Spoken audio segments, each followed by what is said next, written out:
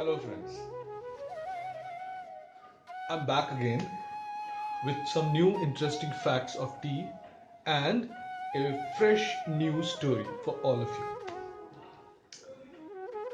You know, a tea garden laborer, the worker who work in a tea garden, they are provided with daily wages, which depends upon Doers is separate, Assam is separate, Darjeeling is separate. In India, there are separate rates for different districts, or for that matter, the states. But along with the salary, they are provided with free housing. And housing means a house with a little land around it so that they can do some, cultivation, small little cultivation like mali badi and all that. Then there is free medical. Total medical is free for the entire family.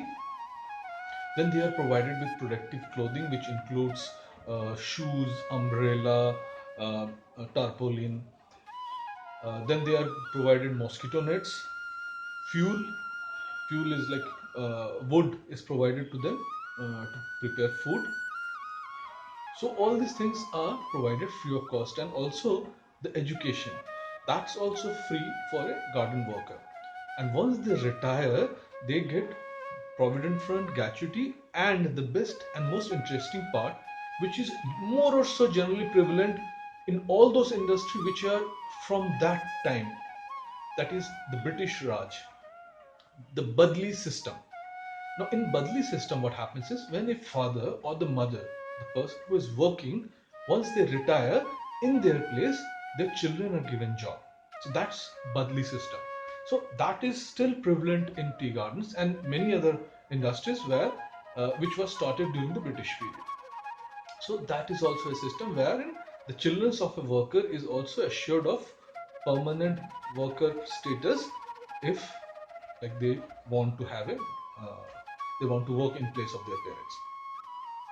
So this is the fact about tea. Now coming to the story. Today's story is, it's about Assam. I was that time posted in Assam, and I was working there for Andrew and Company Limited. I was given the charge of Bogijan Tea Estate. Now that was a new property which Andrew has acquired, and I was given charge of that property. Now before me, there was another manager was posted there, a very senior person. He was posted there in Bogijan, and you see, once he was coming, you see, for our workers' payment, as because Muflani was a bigger garden, so person in charge of Bogijan always have to depend on Muflani to get the money for workers' wages. So they have to come to Muflani Tea Estate, collect the wages, the money for labor's wages, and take it back with them to the garden for the disbursement of the labor. There was no like bank to bank transfer. Laborers were given cash. So we were dependent on Muflani. So this gentleman who was given in charge of Bogijan, while he was coming to Muflani, while he had come to Muflani and going back to the Bogijan tea estate, he was stopped in between by the robbers or terrorists or whatever, and he was looted of all the money. As because while coming from Bogijan to Muflani, one has to cross a forest, which was Bijli tea estate, or rather Bijli forest, and a small little rivulet. It was a hill rivulet where, like any rain in the hills, there used to be a flash flood, and the bridge which used to go across the rivulet, that used to get flooded. The water used to flow above it. So it was at that point, it used to be like one cannot cross over to Bogijan. So okay, this was like the person had got dropped there, and it was pretty risky for me to come to Bogijani, collect the money and go back. But then one has to do it. So me and my welfare officer, like we were all, both we were young. I am 6 feet plus, and the welfare officer was also around 6 feet, Mr. Ranjan Nayak. So he was from the tea garden community only, and he was a very athlete person. So myself and he, we both used to come to Muflani and collect the money and go back to our garden on a bike. It used to be faster, safer, and as because we both were young, so and there was a like kind of a we as because we were both sports person, we used to involve ourselves in a lot of sports with the locals around there, the villages and all that. So we had a lot of friends there in the villages, which was very important because you see that was an area which was infested by terrorists like NSCN, KNVs, UPDS. So different factions of insurgents lived there, like Nagas also and the Kargis, and a lot of insurgents. Plus Ulfa and Sulfur had been always there. So we used to depend on the information provided by the laborers, where the movements are and all that. So they used to feed us the information, and it was pretty handy to us. And everybody in the locality knew that when we go to collect money, we were always armed. So that always used to help us. So that day also, me and my welfare officer, we were armed, and we had come to Muflain to collect the money. We had collected the money somewhere around in the tune of 3 lakh plus, and all in small denomination. That is 5 rupees, 10 rupees, 100 rupees, 50 rupees, like that. Majority of it was in 10 rupees. Imagine 3 lakh rupees in 10 rupees and 20 rupees and 50 rupees bundle. Lot of money. Volume was big. So we used to collect the money and put it inside our jackets, and of course, as because planter, our official dress was shorts. So we were always in shorts, half pants. So the money was tucked in everywhere. And luckily that day, the manager of Muflani Tea Estate, the wife of managers of Muflani Tea Estate, Mrs. Rajni Katoj, so she gave us some lychees. There was this lychee tree in her bungalow, and the lychees have been ripe, and she gave us some lychee, and we were carrying that also in a plastic packet, and it was hanging on the bike's handle. So as we returned back, we saw that there had been a flash flood, and the entire river was flowing above the bridge. So we cannot take that route to Bogijan.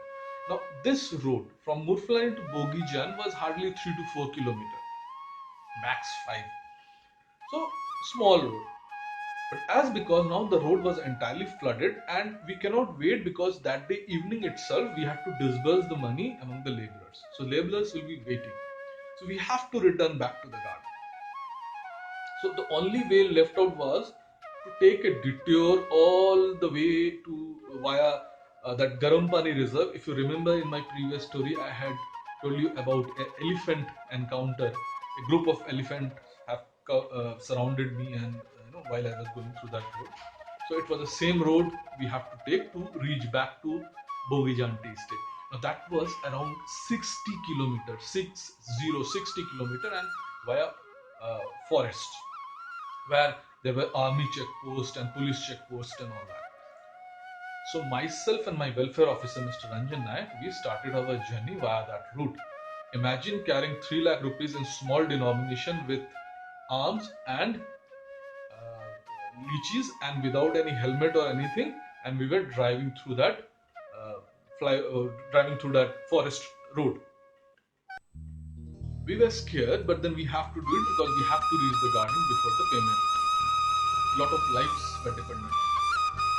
So we started, and we went through the forest. Everything was going smooth, and well, as expected, we were stopped by the army. Firstly, you see a person wearing shorts, t-shirt, cap and all that, so people knew that they are planters, and planters have a special respect in all tea growing areas.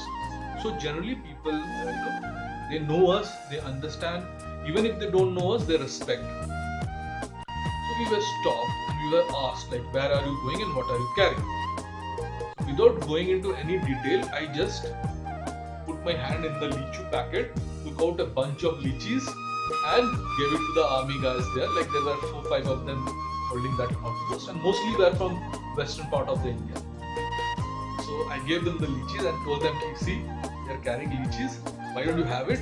Enjoy. And they were like elated. Oh, thank you, sir, and this and that and all that.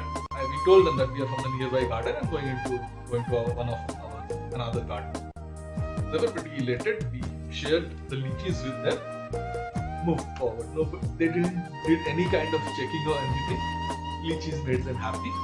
We moved on. There was another checkpoint, similar kind of. There also we shared. And second checkpoint, they were a little more lenient, as because they knew that first checkpost must have checked us and haven't found anything, so we were moving ahead.